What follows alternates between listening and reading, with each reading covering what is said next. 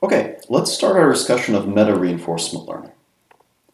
So before the break, we talked about how generic learning corresponds to this problem. So theta star is equal to argmin with respect to theta of some loss evaluated at theta and a training set dtrain. And we could equivalently write this as a function f-learn of dtrain.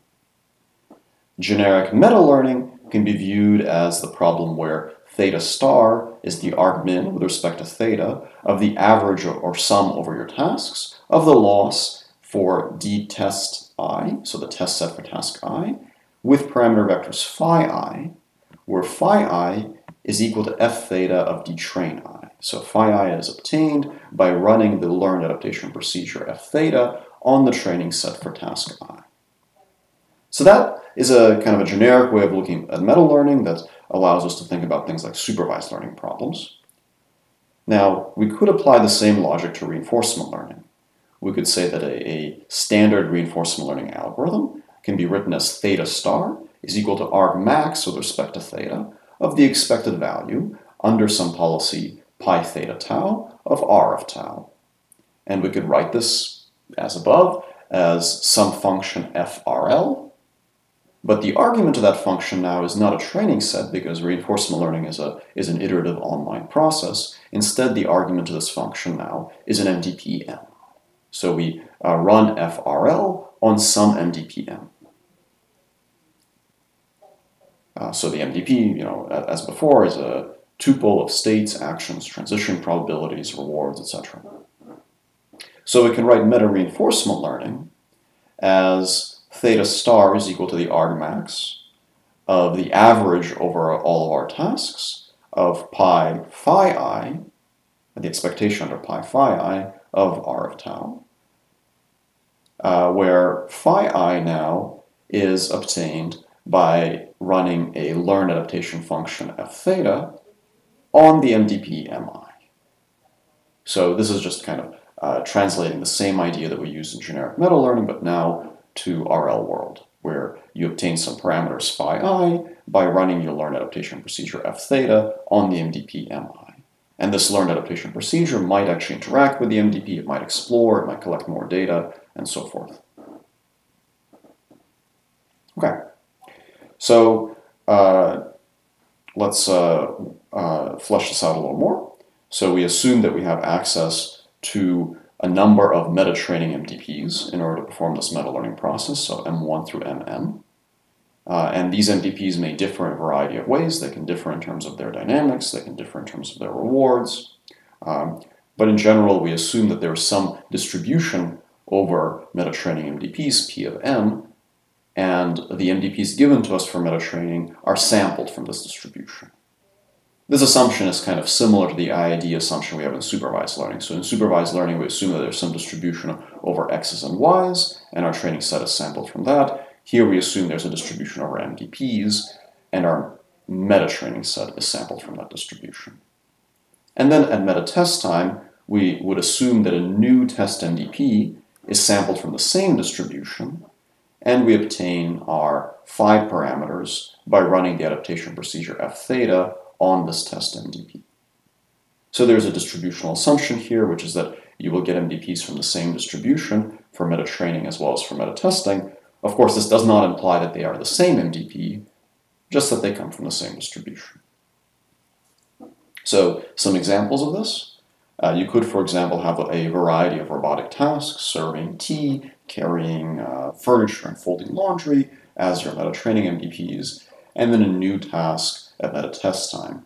Now, you have to assume that there is some distribution over tasks from which all these tasks are drawn, and that it's the same distribution. But in practice, just like with supervised learning, this is kind of a technical assumption, and in practice, it's of course hard to tell the degree to which this holds. Another example for a very simple kind of benchmark task, maybe you have the half cheetah robot, and your meta-training tasks might involve running at different speeds in different directions, and your meta-test task might require adapting to a new direction or a new speed. Okay. So these are kind of two extremes, from the very lofty kind of robots learning lots of tasks to the much more pragmatic, quickly adapting to run at new speeds. Now, at this point, I might briefly remark on the relationship between contextual policies and meta-learning. So in the transfer learning lecture, I discussed this thing called contextual policies. Contextual policies are policies that take in some additional argument, which I called omega before, which tells the policy what to do. You can think of meta-learning as being closely related to contextual policies, where the context is simply given by the experience that the policy has collected for that task. So we could say that that we're doing this, kind of in the same way that we showed this equivalence between the two views in supervised learning. We can have a similar equivalence in meta-learning, where we can say, well, it's this bi-level thing where phi I is equal to f theta mi, or we could also say that it's just some policy that's conditioned on a history, on all the states, actions, and rewards that it has seen for that task. And it's very much like contextual policy, except instead of being given something like a categorical variable describing the task, it's given just a history and has to figure out the task from those rewards. So the context is used to infer whatever we need to solve MI, and the context is basically the states, actions, and rewards the policy observed for the MDP MI. So you can equivalently write it as a contextual policy pi theta at given st comma phi I, where phi I is produced by f theta of mi, and that's your context. So in meta-RL, the context is inferred from experience from the new MDP mi, whereas with contextual policies, it's assumed to be given to you by the user. So we saw before how there's these different notions of context, like where to stack a Lego block, which direction to go, where to hit the puck. And in the previous lecture, this would have been given. In the meta-learning world, you would have to figure this out from looking at the states and rewards that you got before for that MDP. Okay, so let's talk about maybe one of the simplest classes of meta-RL algorithms, which are meta-RL algorithms that use recurrent policies. And this is very much by analogy to the methods that we discussed in the previous part of the lecture for the supervised case. So the main question we have to resolve for implementing a meta-RL algorithm is how to implement f theta of mi, how to implement this adaptation procedure. So what does f theta of mi need to actually do in order to be an effective adaptation procedure? Well, it needs to improve the policy with experience from mi.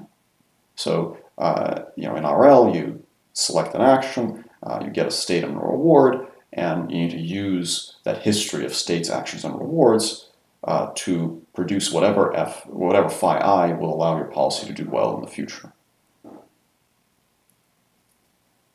So the data available to you for doing this is now not a collection of xy tuples, it's a collection of s, a, s prime, and r tuples. But the same principle as in the previous section still applies. However, unlike in the supervised learning case, in the RL setting, your adaptation procedure also needs to choose how to interact. So it needs to actually choose the actions that will enable the most rapid adaptation. So essentially, meta-RL needs to also choose how to explore.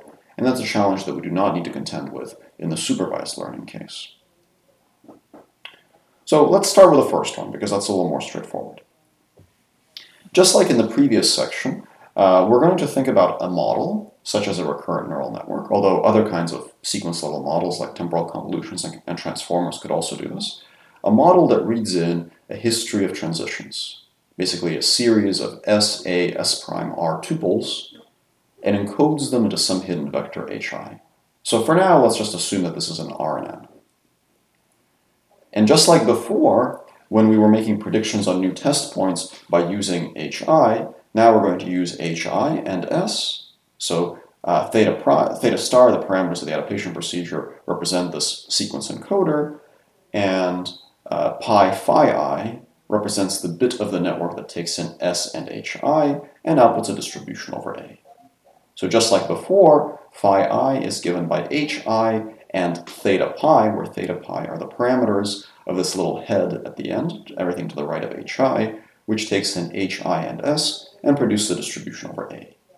So you can think of theta pi as basically the parameters of a contextual policy, whose context is hi, and theta star is the parameter of the encoder that looks at a sequence of transitions and infers the correct context HI. And this is a very basic model for a meta-learning algorithm. So HI is the RNN hidden state, and theta pi are the meta-learned weights of this contextual policy that takes in HI. All right, so let's look at how meta-RL with recurrent policies might actually work in practice. So it seems like all we do is we just train an RNN policy. Basically, yes. So here's a little task to try to illustrate this point. Let's say that you have this very, very tiny grid world where the mouse needs to get the cheese, and there are only 4 states, and it can go up, down, left, right. Let's say that we've already completed the meta training, and let's walk through what the adaptation process actually looks like here. So initially the mouse doesn't know where the cheese is, so it might choose an arbitrary action. But remember that the RNN was meta trained, so it doesn't know where the cheese is, but it perhaps during the meta training process learned some reasonable exploration strategies. So initially the mouse might go to the right, and what is added to the history is the state, lower left, the action to go right, the new state, lower right, and the reward, which is 0.